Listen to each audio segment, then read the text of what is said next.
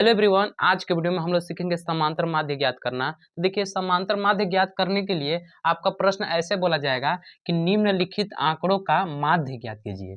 माध्य ज्ञात कीजिए या समांतर माध्य ज्ञात कीजिए, एक ही चीज है। यहाँ पे समांतर माध्य भी बोला जा सकता था, समांतर माध्य।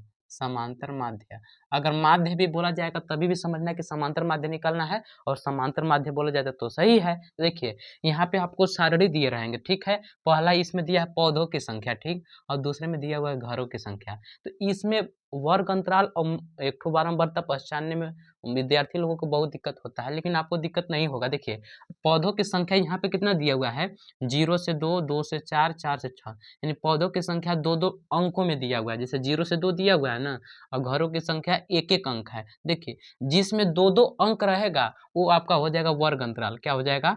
वर्ग अंतराल रहेगा, वर्ग अंतराल, ठीक। और जो एक एक अंक रहेंगे वो आपका रहेगा बारंबारता। क्या रहेगा? बारंबारता। तो आपको कंफ्यूज नहीं होना है। आ रहा बात समझ में ना? अब ध्यान से समझिएगा।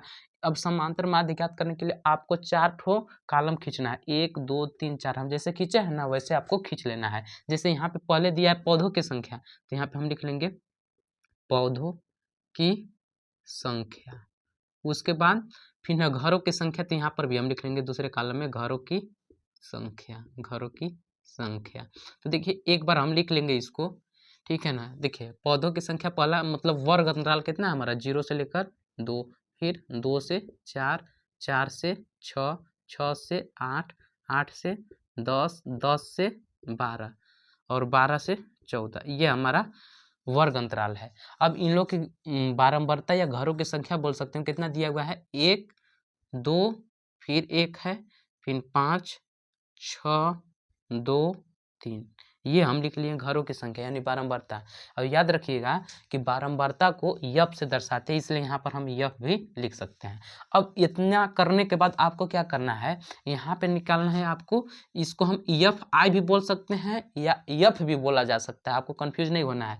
अब हम यहाँ पे निकालेंगे यक्स आई। क्या निकालेंगे? यक्स आई, जिसको हम लोग बोलते हैं मध्य बिंदु। क्या निकालते हैं? मध्य बिंदु। तो देखिए, मध्य बिंदु कैसे निकालना है, इस वर्ग अंतराल को जोड़िए, 0 और 2 को जोड़ेंगे कितना होता है, 2। 2 का आधा कीजिए, तो 2 का आधा कर देंगे तो 1 हो जाएगा। तो यही मध्य बिंदु पहला कितना निकल गया, 1।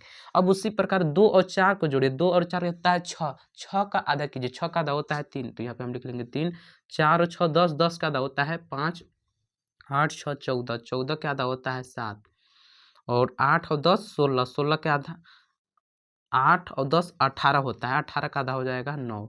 उसके बाद देखिए, 10 और 12 कितना होता है, 10 और 12 होता है 22, 22 का आधा होता है 11, तो यहाँ पे हम लिख लेंगे 11। और 12 और 24 26, 26 का आधा होता है 13। उसके बाद इतना मध्य बिंदु निकालने के बाद अब क्या करना है आपको, एफ आई गुणे एक्स आई पता करना है, यानी एफ आई और एक्स आई का गुणा कराना है। तो चलिए गुणा कराते हैं। 1 एकम 1, तो यहाँ पे हम लिख लेंगे 1, 2 3 6 6, 5 एकम 5, 7 पचे 35, और 6 नवा 54, यहाँ पे लिख लेंगे 54। और हमको 11 दूना 22, यहाँ पे 22, और 13 तिया 39, यहाँ पे लिख लेंगे 39। अब उसके बाद यहाँ इतना करने के बाद लिखना है आपको योग। क्या लिखना है? योग, ठीक। अब उसके बाद योग करने के बाद हम इसको जोड़ेंगे, ठीक है ना। यहाँ पे यफ है तो जोड़ने का चिन्ह होता है सिग्मा, तो यहाँ पे हम सिग्मा का यूज करेंगे, सिग्मा यफ आई, सिग्मा यफ आई, यानी इसको हम जोड़ के लिखेंगे। देखिए, 1 और 2 3, 3 और 1 4, 4 5, 4 और 5 9, 9 और 6 15, 15 2 17 3 20। एफ आई का मान कितना, सिग्मा एफ आई का मान कितना निकल गया, 20। उसी प्रकार हम निकालेंगे सिग्मा एफ आई गुणे एक्स आई निकालेंगे। अब इसको हम लोग जोड़ के देखते हैं कितना आता है।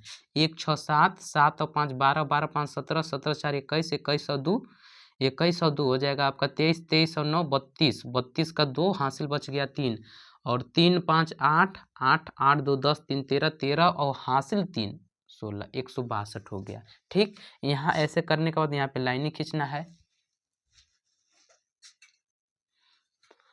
अब देखिए, समांतर माध्य निकालने का फार्मूला ये होता है, समांतर माध्य, समांतर माध्य या माध्य भी बोला जा सकता है, दिमाग में रखिएगा। समांतर माध्य का सूत्र होता है सिग्मा एफ आई गुणे एक्स आई और बट्टे में सिग्मा एफ आई। ध्यान में रखिएगा, यहाँ पे आई दे दिया है तो कंफ्यूज नहीं होना, कभी कभी एफ एक्स भी लिखता है तो कंफ्यूज नहीं होना आपको। अब देखिए sigma F I into X I का मान कितना है 162, तो यहाँ पे हम लिख लेंगे 162, और सिग्मा एफ आई का मान कितना है 20, तो यहाँ पे हम लिख लेंगे 20। अब देखिए 2 से कट रहा है ना, तो इसको काट दीजिए, 2 से कट जाएगा 10 बार में, अब ये 2 से कट जाएगा, 2 8 16, 2 एकम 2, यानी 81/10। 81 में 10 से जब आप भाग कर देंगे तो आपका आ जाएगा 8.1 आंसर हो जाएगा, यानी समांतर माध्य कितना हो गया 8.1। तो उम्मीद करते होंगे कि आपको समांतर माध्य निकालना समझ में आ गया होगा। अगर वीडियो अच्छा लगा होगा तो वीडियो को लाइक कर लीजिएगा।